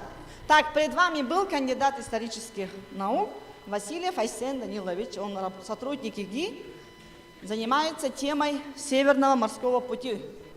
Так, ну и последний, 7-й раздел, посвящен у нас с вами персоналиям, да? Ну, здесь уже, если много будет повторов, потому что многие вопросы мы с вами, получается, что? Просмотрели, прослушали, да, последний раздел. Так, давайте, да, взяли листочек, где у вас написано персоналии. Где у вас написаны персоналии, и начинаем на нем писать ответы, да, чтобы потом в конце их сдать членам жюри. И пока... Так, первый вопрос, да, у нас будет. Вождь Хангаласов 17 века, пытавшийся объединить все якутские племена до прихода русских. Ну, тут до 10 считаю, хорошо?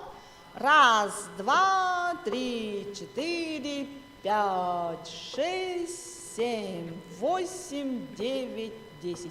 Надо имя вождя написать, да?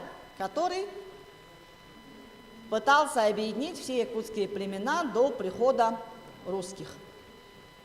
Поэтому иногда обычно называют термин «кыргыз-уете», да? Период, когда шла борьба, именно попытка объединить. Так, написали следующий вопрос, имя, да, вождя?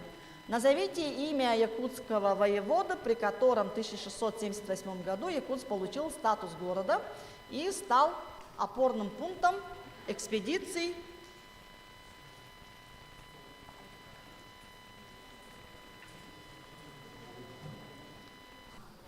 Назовите имя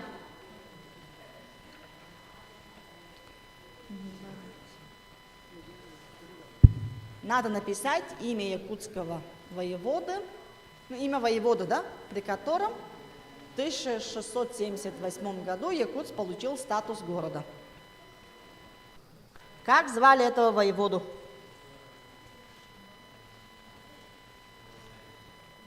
Ну, у него типичное такое русское имя, фамилия немножко сложная, может быть, да?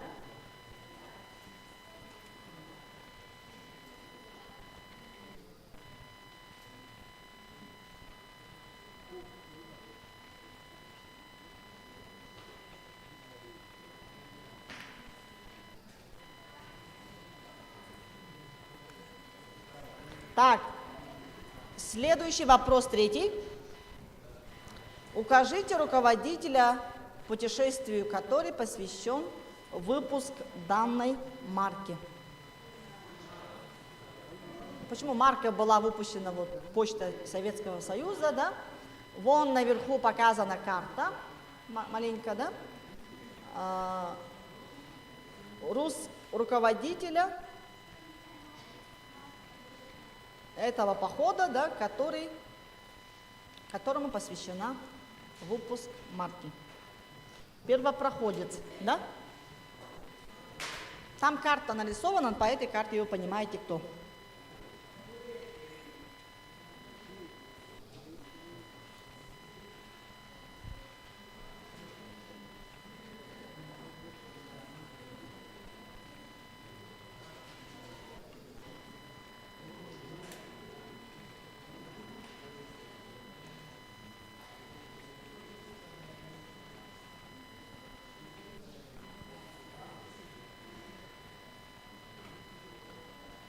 Укажите руководителя, путешествие который посвящен выпуск марки.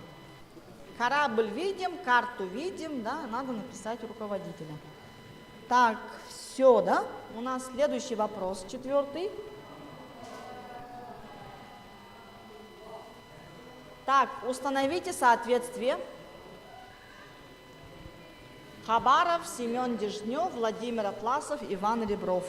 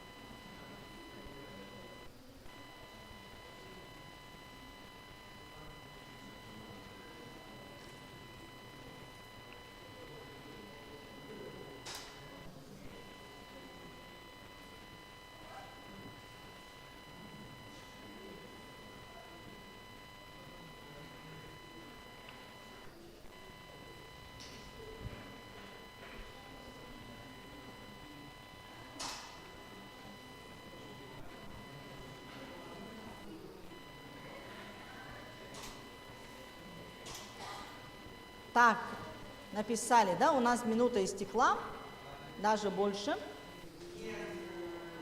Еще, да, пожалуйста, еще время дадут. Ерофей Хабаров что открыл, даже написать, да, Семен Дежнев что, Владимир Атласов что, Иван Ребров что.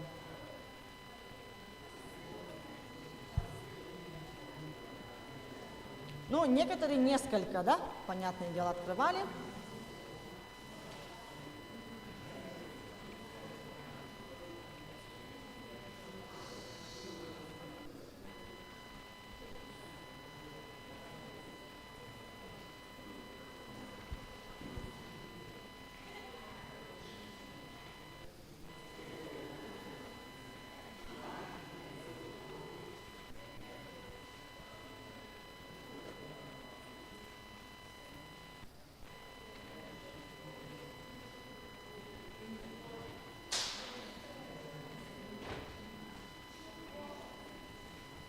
Так, следующий.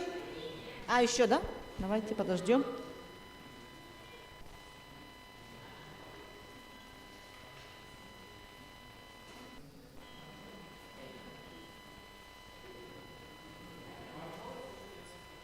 Да, несколько есть, конечно, потому что у вас там же получается что? 4 этих и лишние есть. То есть наоборот есть лишние, да?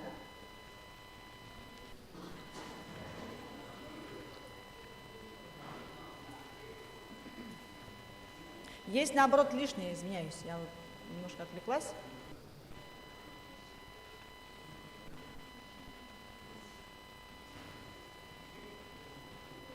Урок программирования.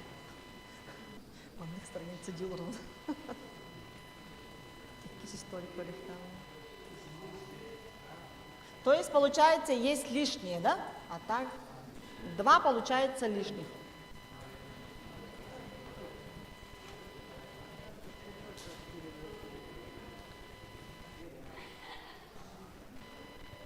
Так, все, да, перейдемте к следующему разделу. Так, назовите основанный в 1645 году Семеном Шелковниковым первый морской порт Тихого океана.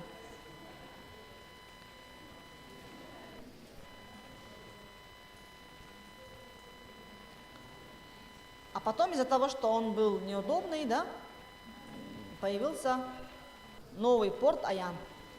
А нас интересует именно основанный первый морской порт в Тихом океане. Как он назывался? Туда ездили якутские купцы продавать. Да? Вот одно из точек, куда ездили продавать якутские купцы свой товар, это был как раз вот этот морской порт.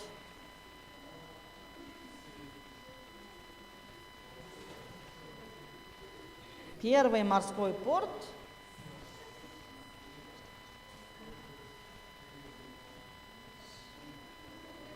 И название, да? Так, следующий вопрос, 6. Так,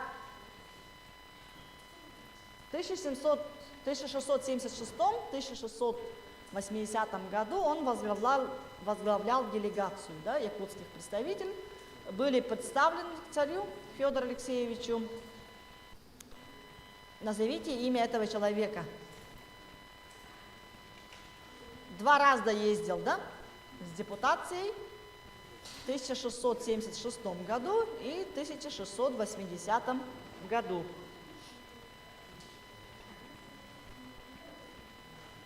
Назовите имя этого человека. Ну, несколько раз у нас прозвучало это имя. Так, поэтому идемте дальше, да? 7 вопрос. Так, он был головой Хангаласского улуса и в 1768 году был избран депутатом Якутского уезда для участия в уложенной комиссии Екатерины и вез наказ улусов. Да? О ком идет речь? Как зовут?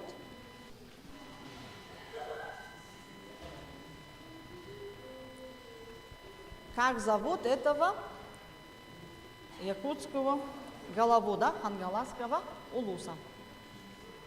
Тоже мы его упоминали. Вопрос о нем был. С чем, кстати, начали, тем и заканчиваем, да? С какими вопросами? Так, он был главой Хангаласского улуса, в 1768 году был избран депутатом от Якутского уезда для участия в работе уложенной комиссии Екатерины II. Те ребята, которые из 8 класса, вы это проходили, наверное, вам явно его имя упоминали. И он вез наказы с улусов и добился некоторого частичного удовлетворения. Да? О ком идет речь, написали. Следующий вопрос. 8, да, вопрос. Так, он у нас известный Олонхосуд, он знаток фольклора, много раз избирался главой Барагонского улуса, да, и также специально ездил в Санкт-Петербург и лично встречался с Екатериной II, да, которому он дал план о якутах. О ком идет речь, тоже упоминали в начале, вот с них начали, с ними и заканчиваем. Я упоминала его якутское имя, да. Это кто? План о якутах, глава Барагонского улуса.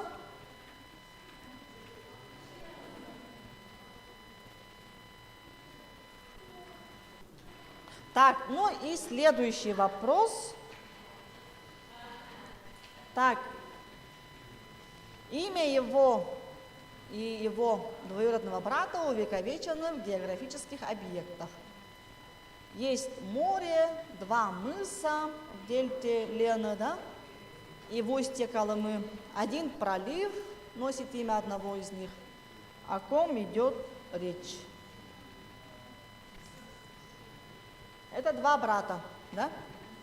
Участники экспедиции тоже, да? И в честь них у нас есть вот мыс, море, пролив. Надо написать фамилию, да? Надо написать фамилию братьев.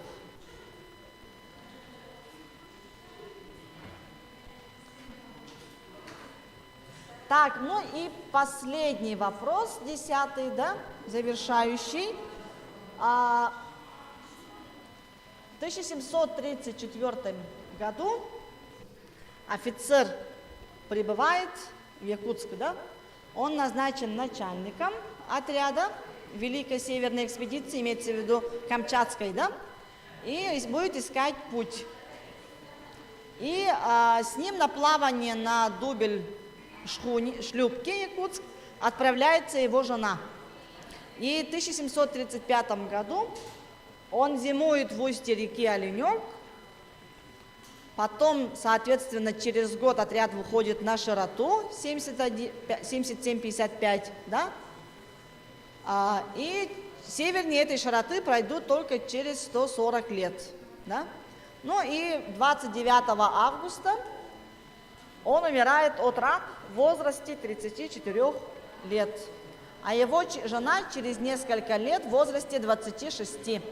И на мысе есть их памятник, да?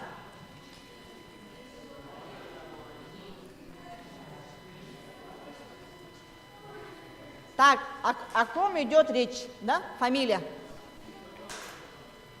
Как раз спектакль, который поставлен в Русском театре, посвящен им. Так, ответы написавшие сдаем, пожалуйста, да?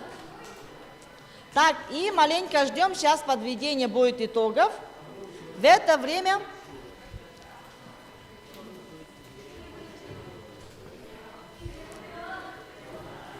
так, сейчас вручим сертификаты, пожалуйста, подождите, я сейчас буду вызывать школы. Сели все? Будьте добры. Так, сертификат у нас вручается АИК КГТ. Да? Я буду называть школы, пожалуйста, представители школ, приходите. Так, сертификат вручается команде ЕГНГ.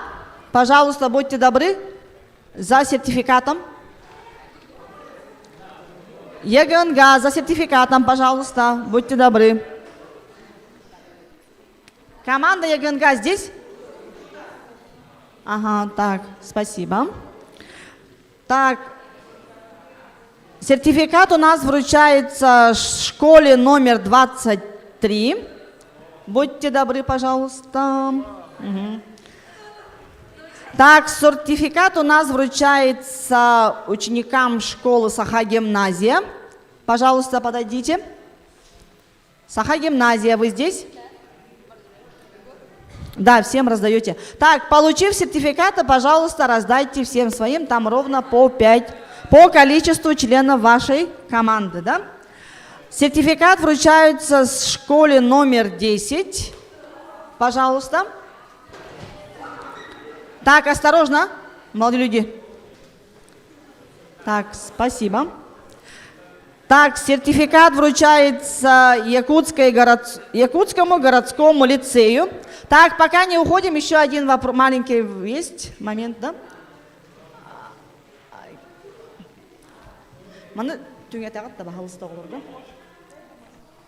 По одному раздайте им. Отвечаем на эти вопросы. Так, вручается Якутскому городскому лицею. Раздайте, пожалуйста, мне. Раздайте, пожалуйста. Так. Можете здесь стереть, как там? Что у вас? А? Меня зовут Алина, а не Эвелина. Ну, вас так написали, значит. Сейчас попросим. Тут имя. Неправильно, дилер. Элина, Эвелина. Так, сертификат вручается у нас в школе номер 9. Пожалуйста, будьте добры. Школа номер 9. Так, возьмите, кого отвечаем. Молодой человек. 9-я школа. 9-я школа.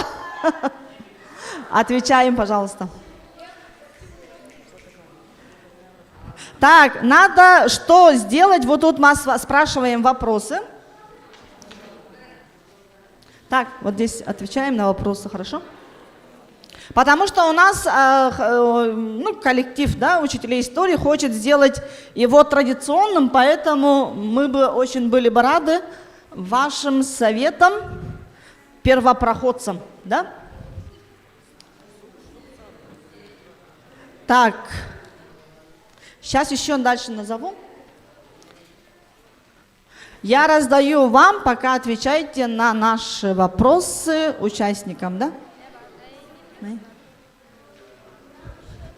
Ага, сейчас, да.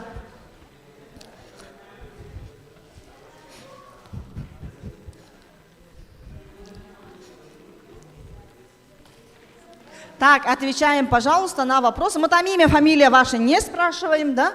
Мы спрашиваем, соответственно. Отвечаете? Это не на оценку, это на пожелание нам, да?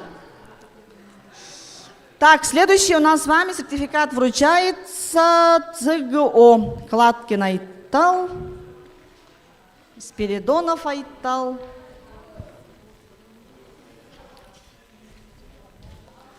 Так, листочки получили здесь с запросами. Так, сертификат вручается команде школы номер 6. Школа номер 6. Их не... Школа номер 6. Здесь? Угу. Так, сертификат вручается команде Хатасской СОЖ. Пожалуйста, будьте добры. Так, и сертификат вручается команде школа номер 26. 26-я школа, пожалуйста, будьте добры. Да, на этом бумажке мне отдаете. Так, я вам раздала вопросы с лист. Нам на то, что вы советуете, как молодые люди, с новым взглядом, интересным, незамызганным, да, нам, учителям, на следующий раз. Так, все получили, да, вопросы для... Нет, вот. Вопросы для участников все получили? Сейчас. Да, сдать можете. Так, будьте добры, те, кто не получил У вас все получили в команде? Так, кто не получил вопросы? Мне обратно потом, командир, соберете, пожалуйста, ответы ваших участников и сюда на стол, да? Чтобы в следующий раз то ли мы сократили, то ли увеличили, что ли добавили, то ли убрали что-то, да?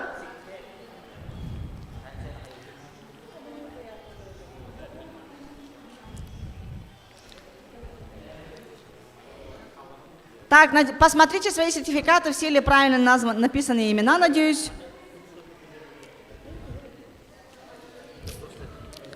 Сертификаты написаны на основе ваших заявок, которые вы отправляли, да? Если вы потом меняли, мы извиняемся.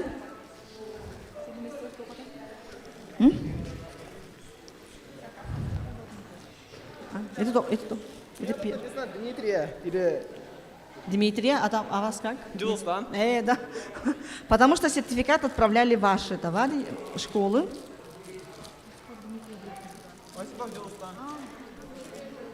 Так.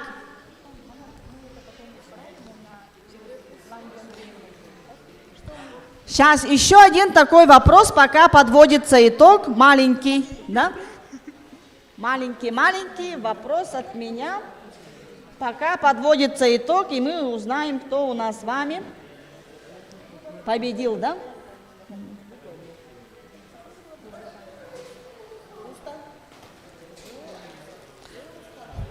Так, вопрос такой. Один остался у меня приз, маленький, да? Что в черном ящике называется, да? В черном... Ну, там не может быть самосвал. В черном ящике находится то, что помогало нашим предкам на охоте, да. Весной помогало, да?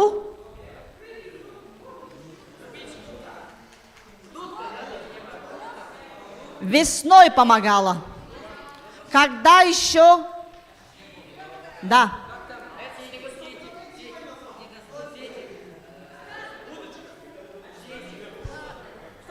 Очки. Снежные очки, которые...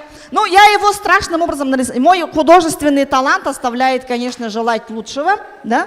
И поэтому я его, конечно, нарисовала страшным образом, да? Он вот такой... Ну, извините за мой художественный талант. Но это вот модернизированный внизу. Так, и приз мы вручаем молодому человеку, который из команды ЕГЛ, да? Угу. Это были снежные очки. Вы сейчас, кстати, на модных показах можете это увидеть. Часто используют такие узкими глазницами, да, горизонтальными линиями. Так, итоги у нас. Рейтинг покажите, пожалуйста. Сейчас мы узнаем, кто же у нас самый знатоки какой команды, да, собрались. Сейчас нам проецируют на экран. Вот там кто-то высокий проходит, скажите, пусть проецирует. Вот высокий, скажите. Так, пожалуйста. Итоги. Итоги спроецированы. По итогам сегодняшней первой городской интеллектуальной игры, квиз-игры, 42,5 баллов набрали команда Кыахтар СОЖ-23. Ага. Да. Первое место. СОЖ-23, команда Кыахтар. Все, пожалуйста, на сцену. Команда. 23-я школа команды. Сюда все в зал. На сцену выходим.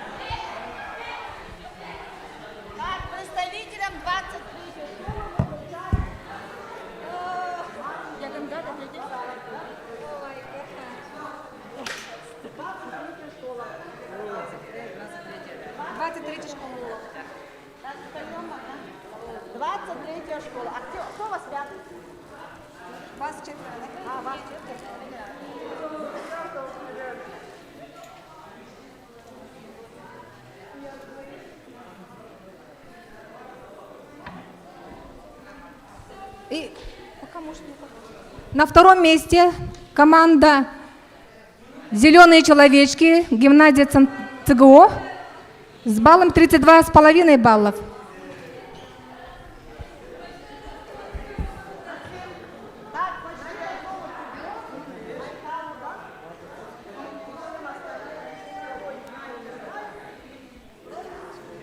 Завтра поздравляю со вторым местом. Сейчас. И пока. Так, и третье место, да? Третье место занимает команда Улухора и ГНГ, 31 баллов. Так, третье место команда ЯГНГ. В личности, да, там есть 23 цифры. А 23, там же 10 Ой, вопросов простите. было. Как там 23 получилось? Ой, подождите-ка. 2 и 3 может. Подождите-ка, 23. Вот так. Сюда. Так, Надя. Спаривает повторы. Так, вручаем команде Улухора. Минутку. Сейчас личности ЕБО. Так, всем большое спасибо. До встречи в следующем году. Мы то ли его уменьшим, то ли увеличим, да? Так. Антонина Алексеевна, мана тут еще 10 школа были два. Смотрите, 23 балла получилось, 10 вопросов. Подождите. Мы еще хотят немножко подождите. Ага. Вот это обратился. А, как же устан,